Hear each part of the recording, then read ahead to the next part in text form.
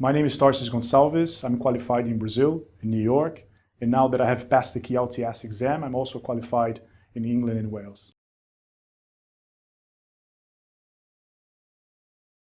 I graduated from the Rio de Janeiro Law School in Brazil in 2009, and I had been working for 2 years as a trainee in a law firm in Brazil as well.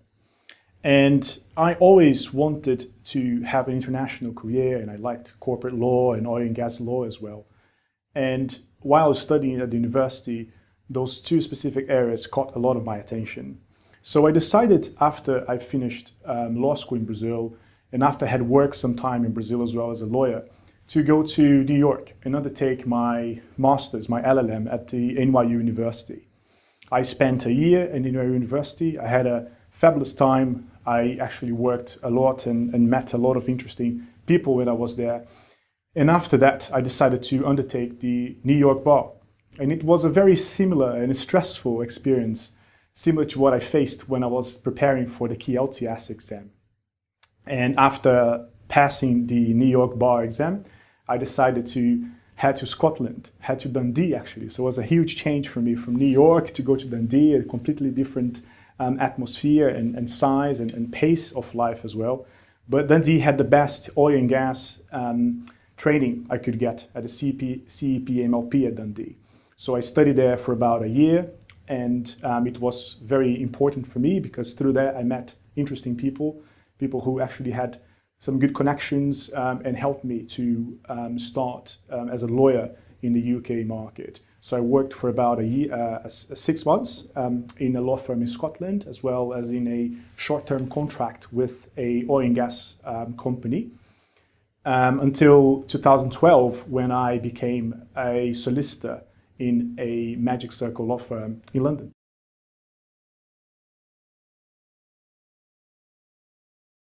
I decided to take the QLTS simply to maximize my potential in the London legal market, which is a very competitive market.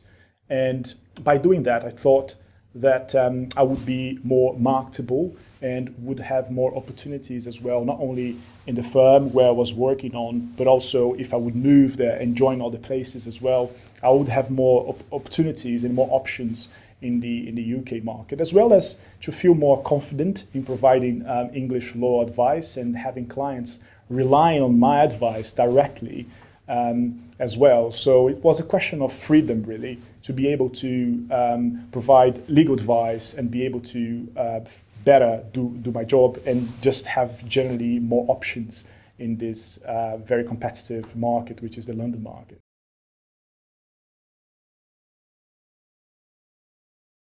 As a lawyer in a Magic Circle in London, I often worked more than 10 hours a day. So really I had a very limited amount of time to study. So I was looking for a course which would allow me to study a couple of hours every day without having to attend to face-to-face meetings and classes. And I met a friend who had passed the QLTS, and she had studied with the QLTS school, and she recommended the material. And I had a look in the website. I found everything to be very intuitive, very self-explanatory, and I thought that it was exactly what I wanted because it did not require me to attend a specific course. There were courses online. I had access to a tutor as well whenever I wanted through Skype. So really, it was everything very, very easy and very intuitive and very relaxed, which is basically all you need when you're going through such a stressful period, which is studying for the QLTS as well as working as well and keeping up with your professional activities. I think the experience with the QLTS school was very positive. I really liked the preparation materials for the MCT exam, which is the multiple choice exam. The questions were very similar to what you will get on the day. And I found that studying through those questions really gave me the confidence I needed to pass the exam, the first phase. I also thought that the staff was very helpful. Whenever I had a question or an IT issue, they would be very helpful and would guide me through and provide information I needed as well. And I think the tutor as well, she was very harsh, and she actually prepared me very well for the exam, I think, because I felt actually over-prepared when I was studying with her.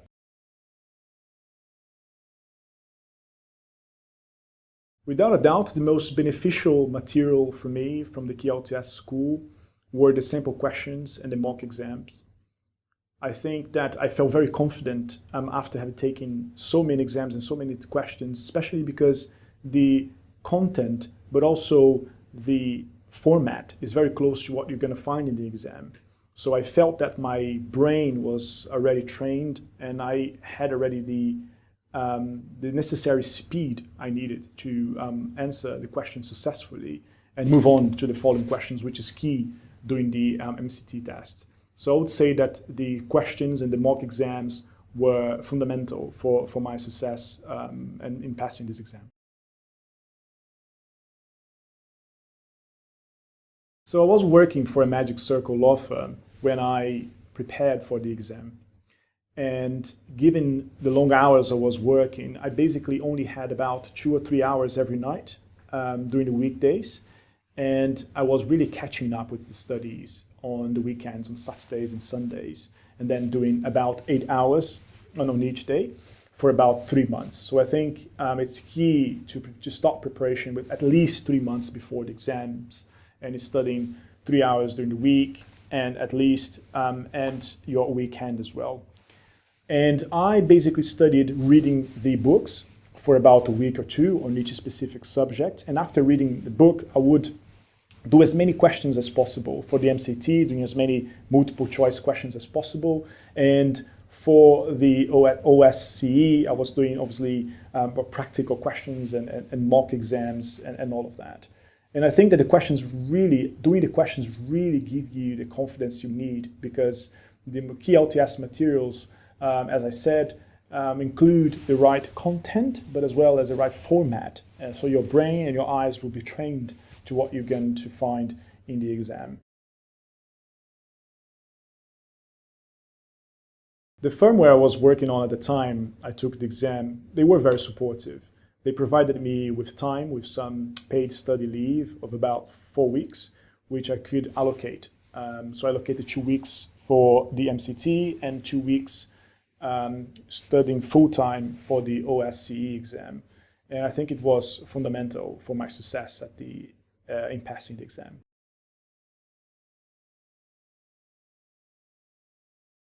I felt reasonably well prepared. I had done a lot of questions before going to the exam, so I knew what to expect. And because of my previous experience with the New York bar exam as well, which I passed, I thought that I knew what to expect in terms of time pressure and in terms of the level of difficulty as well. But to be honest, I was very worried, I was apprehensive, I was nervous, and I would like to have studied more. But the QLTS materials really helped me, I think, the QLTS school really helped me, I think, to give the confidence I needed to pass the exam. And I was concerned. I was concerned about failing, because this would be obviously, it would have consequences in my professional life, it would have consequences to my work, and financial consequences as well, because as we know, it's a very expensive exam. So choosing the right course and really studying was very important to me to succeed this exam.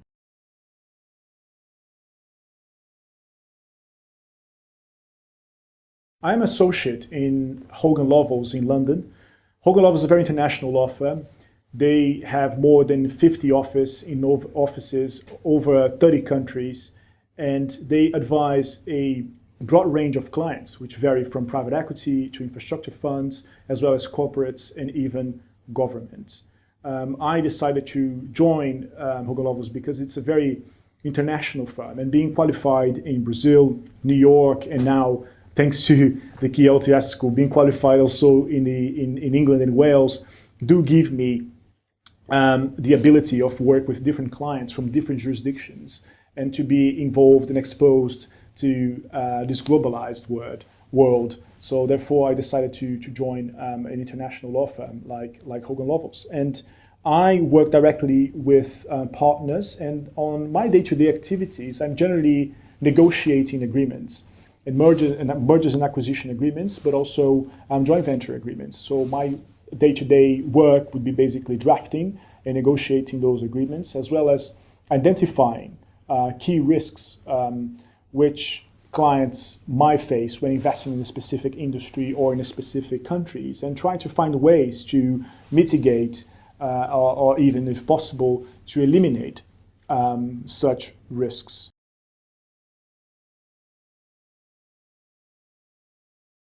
Taking the QLTS exam, I think, helped me a lot in the legal market in the UK, because if you are committed to staying in this country, I think for over 2 years, most of the law firms and even positions in-house will require you, or you will be at least more marketable if you are an English qualified lawyer.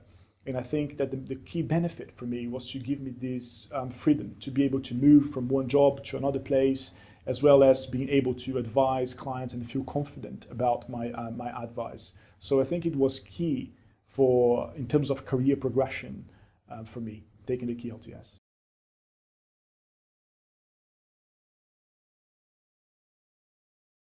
Absolutely. I think a preparation course is key to succeed in the exams, because especially if you're working at the same time, and if you don't have time to focus on the exam 100% of your time for 3 months before you take the exam, having someone guiding you and especially providing you with the right questions, with the right content and format which you will face in the exam, it's very helpful, I think. As you know, the QLTS is a very expensive exam, so I don't think one can afford failing it. So it's very important that on your first try that you have the right course which suits you well and gives you this confidence that you need to be able to pass the exam.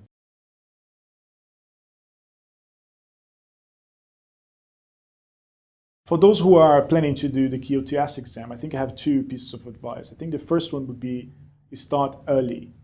And I can't stress this enough. And I think you should start at least 3 months in advance, especially if you, like me, if you come from a civil law jurisdiction.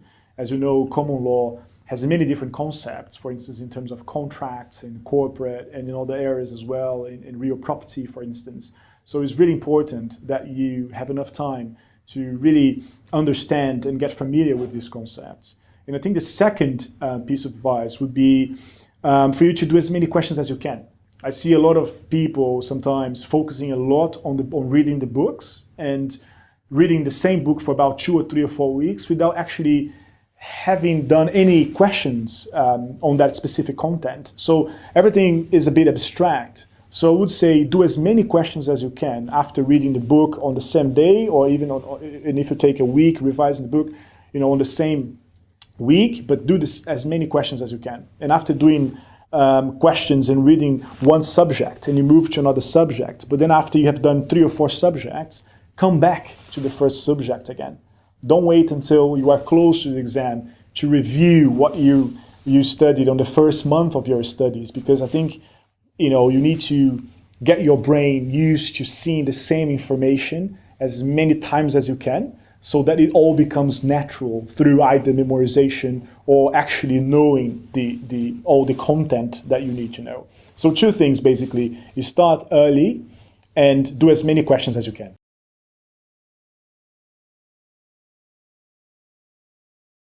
I would recommend the QLTS, I think, for all the foreigners who are willing to stay in the UK and work here as a lawyer for over 2 years.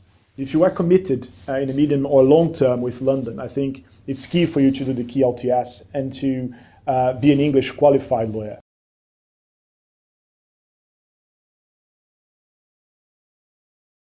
In terms of qualities of a modern lawyer, I think 4 comes to my mind. I think the first one is being client-focused. Often when clients come to us for an advice, they will not necessarily let us know which is the key goal that he's trying to achieve through that specific legal advice or through that specific legal solution. And I think that the good lawyers, they try to identify all the commercial reasons behind a client's decision or a client's investment and try to translate that into a legal solution.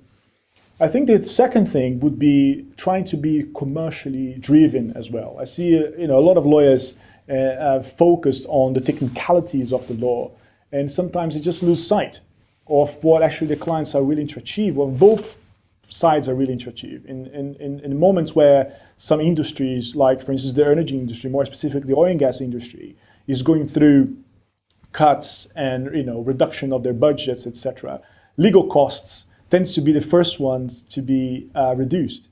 So a lawyer, I think, needs to make himself very valuable by focus on the client and having this very commercial approach on how to trying to get things objectively done with the client interest as a key objective. So I think those are the two. I think the third would be being open, especially if you're working in London. I think one needs to be extremely open to other cultures, to other jurisdictions, to clients who come from different countries and might not have good English as you do. So being open to different solutions and different countries and working with local counsel from other places, I think it's very important as well. Trying to approach problems from a different perspective and being creative, I think, generally. And the fourth thing, I think, is simplicity. I think the best lawyers, they are able to translate very difficult questions and equations into a easy and concise and direct answer to clients. And that's what they're looking for.